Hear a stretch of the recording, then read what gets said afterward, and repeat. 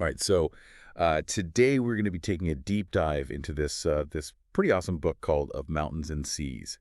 And I got to tell you, I think if you like fantasy with like a little something different, this one might just be right up your alley. Yeah, one of the first things that like totally grabbed me was the setting. Oh, yeah. 2025 California. So it Okay. feels super familiar, right? But then there's this whole hidden world of shifters Gold. layered on top of it. So you've got like bustling LA Chinatown, right? But then you've also got these peaceful coastal forests. Right. There's even like a secret underwater city. Oh, wow. Okay, so I mean, we were talking about fantasy and a little twist. Yeah, this is definitely a twist. Yeah. So it's not just like you said, modern day California. It's also like interwoven with all this ancient Chinese mythology, Yeah. which is really, really cool. We're talking like nine-headed snakes, Right. the wind god Phaleon, Huh? even the Quillin. Have you ever heard of a Quillin? I love the graph. It's this mythical dragon horse hybrid. Yeah, and these creatures aren't just kind of there for like decoration, Yeah. They're actually like woven into the fabric of shifter society. Oh, yeah. So their powers, their hierarchies, even their prejudices Interesting. often stem from these figures. It's like she took those ancient stories and gave them this modern spin. Yeah, I love that. Okay, so we've got this really unique world. Let's talk about the characters. Yes, Because, I mean, a book can have a great world, but if the characters aren't there, then who cares? exactly. So we meet Davis, and Davis is born into this family that's obsessed with shifter purity. Like, they are all about bloodlines and who's got the strongest powers. Right. But Davis, he doesn't have any powers. No, he doesn't. So, like, right away, I'm feeling for this guy. Oh, absolutely. He's an outsider in his own family. Yeah. And it really seems to fuel this desire for acceptance and power. Totally. And I think the flashbacks Oh, yeah? to his childhood, his relationship with his father and his sister, even the memory of his mother, those really add a lot of depth to his character. Oh, definitely. I mean, he's complicated. And I got to ask, like, is he going to become a straight-up villain? Or is there, like, a chance for redemption? That's a good question. And then there's Iris, Yes, Iris. who discovers she's a shifter and is just thrown into this whole new world. Talk about a life-changing moment. Right. I mean, I would not want to be in her shoes. So her journey's got to be pretty interesting, huh? It is. It's fascinating. She's kind of caught between the normal life that she knew Yeah. and this extraordinary world that she's just beginning to understand. Yeah. And the choices that she makes Yeah. have huge implications, not just for her personally, but for like the entire shifter world. Oh, wow. Okay, so we've got some high stakes here. One thing that really got me thinking was how the book explores this idea of power, Yes. especially these things called transfer stones. Oh. They can actually shift magical abilities between people. Yeah. Have you ever thought about that? Like, can you imagine I know. the possibilities, but also, like, the abuse? Oh, for sure. That could happen. Yeah. It's like she's holding up this mirror Yeah. to our own world and asking, what would you do with that kind of power? Oh, that's deep. I know. The transfer stones, they really throw a wrench into everything. Social structures, individual ambitions, Yeah. even the ethics of genetic purity. It's a lot. Okay, so I'm hearing, like, we've got this amazing world, these complex characters. Yes.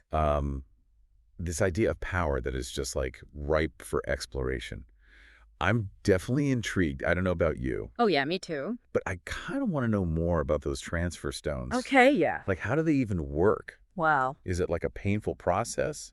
Are there risks? That's the thing. She doesn't just give it all to you right away. know, I know you've got to be patient. Okay. It's like peeling back the layers of an onion, and with every reveal, the stakes get higher. Okay, I can handle that. Mm-hmm. I like a little mystery. Yeah. But are we talking like serious moral dilemmas here? Oh, for sure. The characters face some really tough choices, and Hawthorne doesn't shy away from the gray areas. What? You're constantly questioning who to trust, what's right, Yeah. what price people are willing to pay for power. Wow. Okay, so we've got unique, world complex characters, Mm-hmm. morally ambiguous situations.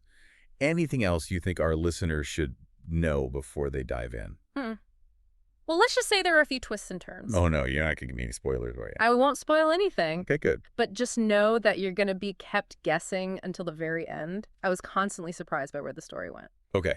All right, so no spoilers, but you've definitely piqued my interest even more. So, folks, if you want a story that blends fantasy, Yeah. Social commentary and a dash of mystery of mountains and seas is definitely worth adding to your list. Stay tuned because we're going to delve a little deeper into the themes and the characters. Yes. But I'm warning you, no spoilers. No We're spoiler. just going to be dropping hints. That's right. So stick around.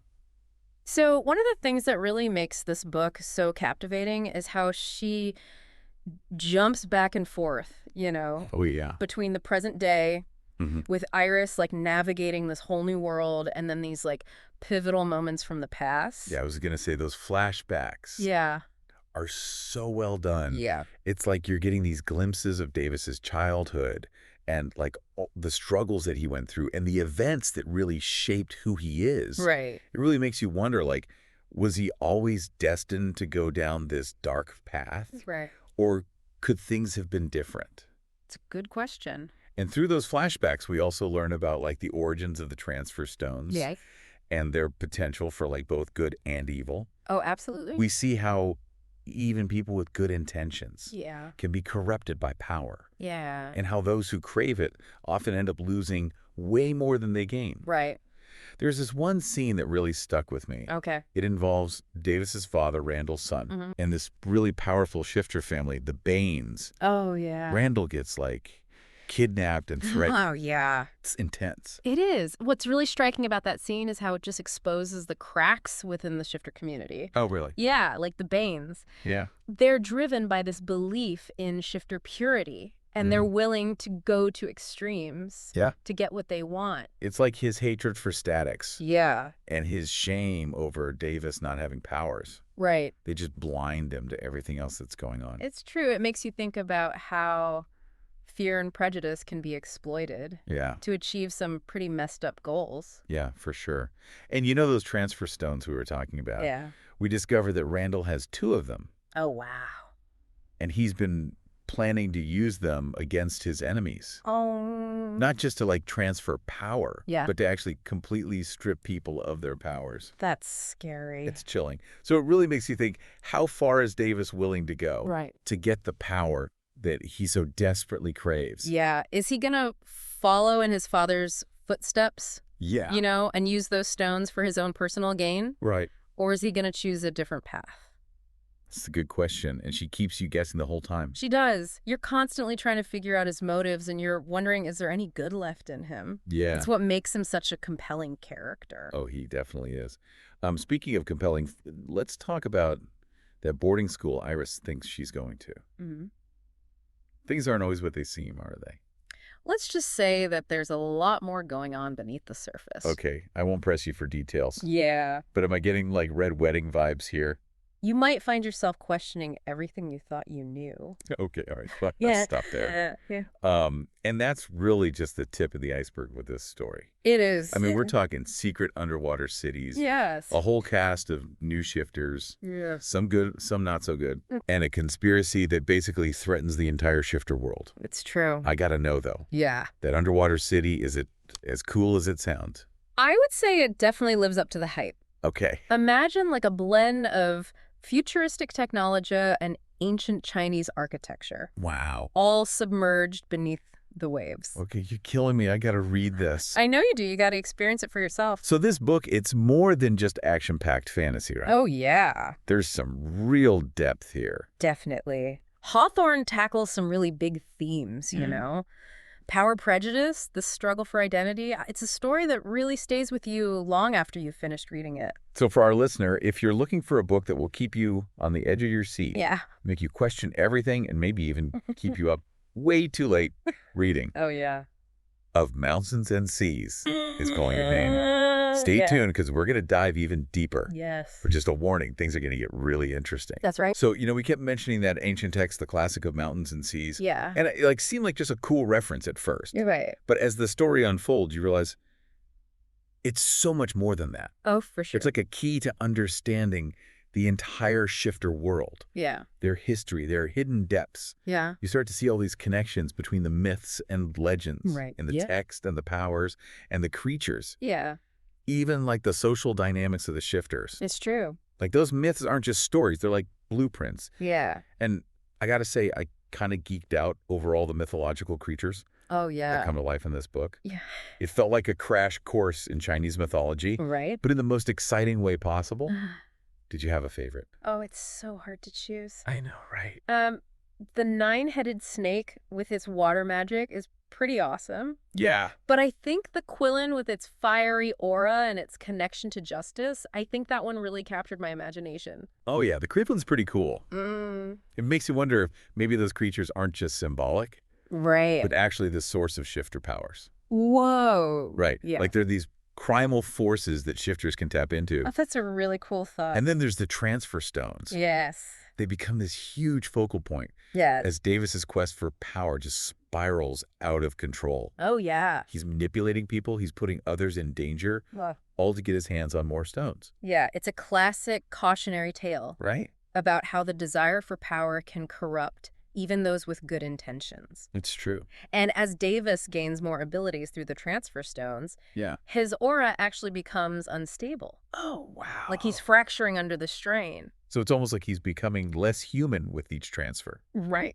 More monstrous. And those visions he keeps having, Yeah. the burning house, Uh-huh. they take on this whole new meaning as the story unfolds. Totally. You realize they're not just random visions. They're like warnings echoes Oh. of the destruction that he's causing. Yeah, Hawthorne uses those visions so effectively Oh, she does. to create this sense of dread and foreshadowing. Oh, yeah. They keep you on edge wondering what they mean and when that fire is finally going to break out.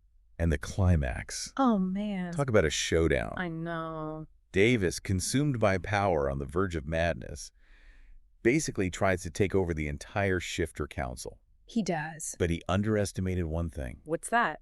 the power of human connection Yeah, and the courage to fight for what's right, even when the odds are stacked against you. that's powerful. And it's in those moments that you see the true strength of characters like Nivi and Iris, Vivi. who seem so timid at first. Right. She taps into this incredible power, drawing on her connection to the Quillen and her unwavering belief in justice. She's amazing. And Iris, after being manipulated by Davis, Mm-hmm. she finds her own strength and fights back. It's so inspiring. It's so empowering to see these characters rise to the occasion. It is. That final battle is epic. Oh, it's intense. You've got shifters transforming magic, flying everywhere, Yeah. and this fight for the very soul of the shifter world. Right. It's intense, it's action-packed, and you will not be able to put this book down No, you won't. until you know how it ends. You have to see who wins. But even with all the chaos and destruction, Yeah. there's this glimmer of hope. Uh-huh. You get the sense that the shifter world, though, forever changed by Davis's actions, is starting to heal. It is.